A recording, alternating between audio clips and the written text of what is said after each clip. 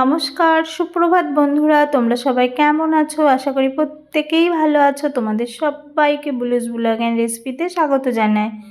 এখন সকাল 6টা বাজে। এখন থেকেই তোমাদের সঙ্গে নিয়ে সারাদিনের ভিডিওটা শুরু করে দিলাম।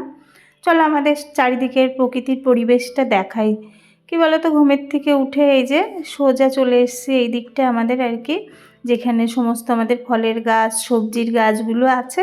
তোমাদেরকে সেই দিকটা আজকে একটু দেখাই। এই দেখো, এখানে দেখো ঘাটকোল গাছ হয়েছে, কুমড়ো গাছ, বেগুন গাছ, এই দিকটা মানে সব রকম পেঁপে গাছ সবই আছে। আর এই দেখো, ওইটা হচ্ছে কদবেল গাছ। আর এই যে আম গাছে কি সুন্দর আম হয়েছিল, তো এখন তো পড়ছে আর কি। দেখো সব পড়তে পড়তে আর যে দুই একটা আছে, আর এইটাও কবে পড়ে যাবে। ছোট্ট গাছটায় অনেকগুলো আম ছিল, হনুমানেও কিছু নিয়ে গেছে।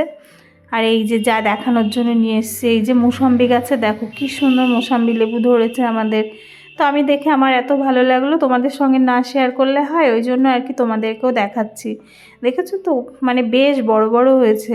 মানে এবার বৃষ্টিটা কম হলেও মাঝে মাঝে হচ্ছে, তো যার কারণে মনে হয় ফলগুলো খুব সুন্দর হয়েছে। এই দেখো বেশ ভালোই বড় হয়েছে। আর এদিকে একদিকে মানে দুটো লেবু গাছ পাশাপাশি, এদিকে মোসাম্বি আর এদিকে বাতাবি লেবু।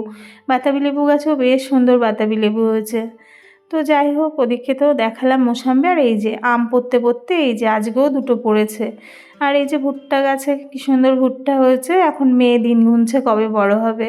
আর শুধু তো ফলের গাছ দেখালে হবে না, ফল গাছ দেখালাম, দেখিয়ে সোজা চলে এসেছি এই যে ঘরে। সোনামার ঘরটা আগে পড়ার ঘর পরিষ্কার করে দিই। কি বলো তো, এই যে সকালবেলা একটু ফলের গাছগুলো দেখলাম, সারাদিনের মনটা কিন্তু ফ্রেশ হয়ে থাকলো। কি বলো তো, দিনটা যদি ভালো ভালো দিয়ে শুরু করা হয় না, সারাদিন মনের মধ্যে ওইটাই দেখবে ঘুরবে। আর বেশ ভালোই লাগে ভাবতে। আমার এত এখন সারাক্ষণ মনে হবে, বাহ লেবুগুলো কি সুন্দর হয়েছে, ওদিকে ভুট্টাগুলোও সুন্দর হয়েছে। তার মধ্যে খারাপ একটাই লাগবে যে আমগুলো সব পড়ে যাচ্ছে। প্রচুর আম হয়েছিল, প্রচুর, সব পড়তে পড়তে এখন আর মনে হয় গুটি কয়েক আম আছে। যাই হোক, ওদিককার কথা তো হলো। এই যে চলে এসেছি সোনামার এই যে ঘরের সমস্ত জিনিস গুছিয়ে। এই যে ছোট্ট সোনার এই বক্সটা কিন্তু বাবা ছোটোবেলায় বানিয়ে দিয়েছিল, মেয়ের এত পছন্দ। সব জিনিস দেখেছো কি সুন্দর, ওগুলো কিন্তু ওই গুছিয়ে রেখেছে। আর এই যে এগুলো সোনামার জিনিস, সব ও গুছিয়েই বেশি রাখে এই দিকটা। তো আমি আজকে আবার একটু ঝেড়ে ঝুড়ে পরিষ্কার করে দিয়ে সোজাই যাই আমার ঘরে চলে আসলাম। কি বলতো, ওই দিকটা বাইরে দেখে ওই ঘরটা করে, এদিকে কিন্তু এখনও করা হয়নি। এখন এই যে মেয়ে পড়তে চলে গেছে, আর দুনিয়ার বইয়ের স্তূপ সব বিছানার উপর রেখে গেছে। ওর যতগুলো লেগেছে নিয়ে বাদবাকিগুলো কিন্তু সব বিছানায় রেখে চলে যায়। তো সেগুলো আর কি গুছিয়ে আমি রাখলাম, রেখে এবার টুকটাক করে ঘরের যা কাজ সেগুলোই আর কি সারবো। সকালবেলা তো ঘরে কম কাজ থাকে না। দিয়ে এই যে জানালাটাকে খুলে দিলাম, দিয়ে বিছানাপত্র সমস্ত ঝেড়ে পরিপাটি করে নিচ্ছে আগেই আর কি। তার মধ্যে তো এখনও হচ্ছে কি বাজার আসেনি, আসলে তো রান্নাঘরের দিকে যেতে হবে। আর এই যে গতকাল একটু পাশে পুজো বাড়ি গেছিলাম, সেই কাপড় চোপড় এনে না সব আলনার উপরেই খুলে রেখেছিলাম, সেগুলো আর গোছানো হয়েছিল না। এখন সেই কাপড় ভাঁজ টাজ করে গুছালাম। গুছিয়ে এই যে সোনামার জামা কাপড় সব সোনামার আলমারির মধ্যে ঢুকিয়ে দিলাম। দিয়ে সোনামার বাবার প্যান্ট, মানে যার যার জিনিসপত্র তার তার জায়গায় সব রেখে দিলাম। কি বলো তো, সব সেকশানগুলো আলাদা করে দিলে খুব সুবিধা হয়, ওদেরও নিতে সুবিধা হয় আর নিজেদেরও রাখা বের করার খুব সুবিধা হয়। তো ওই জন্য যার যার জায়গা তার তার আলাদা করা আছে। আর এদিকেই দেখো সব জিনিসগুলো গুছিয়ে রেখে খাট টাটগুলো সব একটু হাত মোছা করে নিলাম। কী বলো তো, মাঝে মাঝে আমি তো বলি একদিনে সবটা হয় না, আর যেদিন হয় বেশ খানিকটা টাইম লাগে, আর একটু অল্টারনেট করে করি আর কি, এক সাইড করে করি। তো ওদিকটা মোটামুটি করে এই যে সমস্ত ঘর বারান্দাগুলো ঝাড় দিয়ে নিলাম। আর এই যে মা উঠে গেছে, কিন্তু এখন সবাই একটু বসে চা খাবো। মায়েরও কাজ আছে, মা কি বলো তো উঠে আর কি একটু চা খেয়ে উপরে চলে যায়, ঠাকুর ঘরটা মা করে। আর এই যে মা এসে বসে পেপার পড়ছে আর কি, পেপার টেপার পড়ে চা খেয়ে মা পড়ে যাবে। আর এই যে বাজার এসছে, মাছ নিয়ে এসছে দুটো ইলিশ মাছ। একটাকে কি বলো তো ফ্রিজে ঢুকিয়ে দিলাম, আর এইটা এখন বানাতে বসবো। আর এই যে এই কাজটায় তো আমি খুব একটা পটু না, তাও আর কি করি। তো আস্তে আস্তে তো করতে করতে বেশ ভালো এখন শিখেও গেছি। মানে কোনো কিছুই দেখবা অভ্যাসের মতন হয়ে গেলে তখন আপনা আপনিই পারা যায়। তো এখন মোটামুটি ভালোই মাছ কাটতে পারি। এই যে শুধু তাজা মাছগুলো তো একটু সমস্যা হয়, যাই হোক ইলিশ মাছটাও কাটা হয়ে গেছে, কেটে এই যে লবণ হলুদ একটু মেখে রেখে দিলাম। কী বলো তো, মা বলে একটু নুনটা বেশিক্ষণ মেখে দিলে রাখলে নাকি ভালো হয়। আর এই যে কচু শাক করবো, কচু শাকটা কিন্তু মা গতকাল রাত্রেই কেটে দিয়েছিল, ওটা আর আমি বানাইনি, মা বানিয়ে দিয়েছিল। সেটাকে এই দেখো লবণ দিয়ে এখন রান্না করবো জন্য সেদ্ধ বসিয়ে দিলাম। দিয়ে এই যে কী বলো তো, বললাম আজকে সকাল থেকে ওয়েদারটা দেখো বেশ ভালো, দেখলেই বোঝা যাচ্ছে আজকে বৃষ্টি হবে না মনে হচ্ছে। আমি এই যে সমস্ত বালিশগুলো সব রোদ্রে দিয়ে দিলাম। কয়েকটা দিন বৃষ্টি হলে না ঘরে দেখবা যতই হোক একটা বালিশ কাঁথাতে সমস্ত ড্যাম ড্যাম ব্যাপার আসে, তো একটু রোদ্দুরে দিলে সব জিনিসগুলো বেশ ভালো হয়।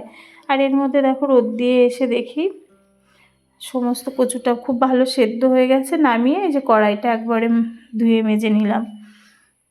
দিয়ে এই যে কাঁচকলা দিয়ে মাছ করবো, মাছটা ওই জন্য একটু লবণ আর হলুদ জলে ভালো করে ধুয়ে নিলাম, আর একটু মশলার জন্য জিরে ভেজে রেখে দিলাম। দিয়ে এই দেখো মাছটা ভেজে নিলাম, ইলিশ মাছ যেহেতু কাঁচকলা দিয়ে করবো, আর মা এমনি শুধু ডাইরেক্ট কাঁচা মাছ একটু কমই পছন্দ করে, যার জন্য একটু ভেজে নিই। মা বলে কাঁচা মাছটা ঠিক মার পছন্দ না, তো ওই জন্য একটু ভেজে নিলাম।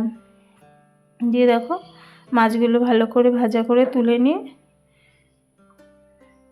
কী বলো তো, সবগুলো মাছের ঝোল করব না, বেশ কয়েকটা মাছ হয়েছে তো কয়টা এই যে ভাজা খাওয়ার জন্য একটু লঙ্কা ভেজে তুলে রাখলাম তেল সহকারে আর কি। আর জিরে ফোড়ন দিয়ে কাঁচকলাগুলো দিয়ে কাঁচা লঙ্কা দিয়ে দিলাম, দিয়ে লবণ আর হলুদ দিয়ে কী বলো তো হালকা একটা মাছের ঝোল করব। নামানোর আগে শুধু ওই যে জিরেটা ভেজে রেখেছি ওর গুঁড়ো দিয়ে নামিয়ে দেবো। আর এই যে 3 পিস মাছ ভাজা তুলে রাখলাম, আর এই যে মাছের তেল আর মাছ, আর এই যে মাছের মুড়োটা দিয়ে কচু শাক করব।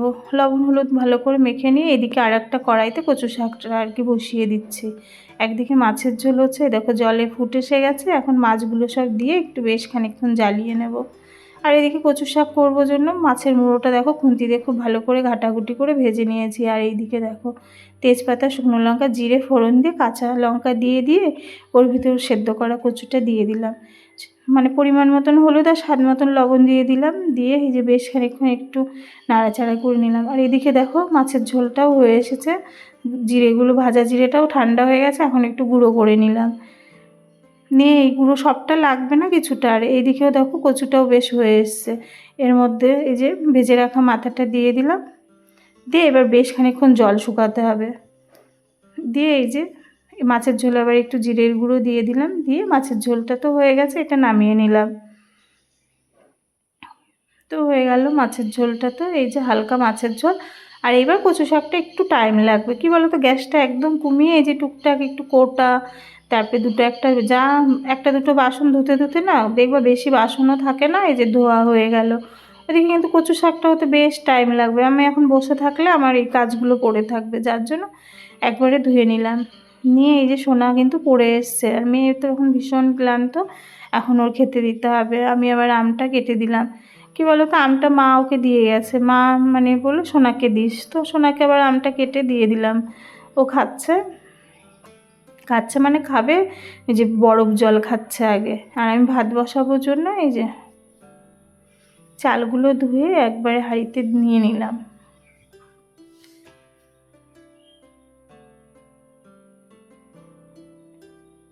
ওই যে এবার ভাতটা আর কি বসিয়ে দিলাম। আর মা দেখলেই তো বাইরে দিয়ে ওই যে ঘুরে বেড়াচ্ছে মা, আর আমি ঘরের কাজ করছি টুকটাক করে।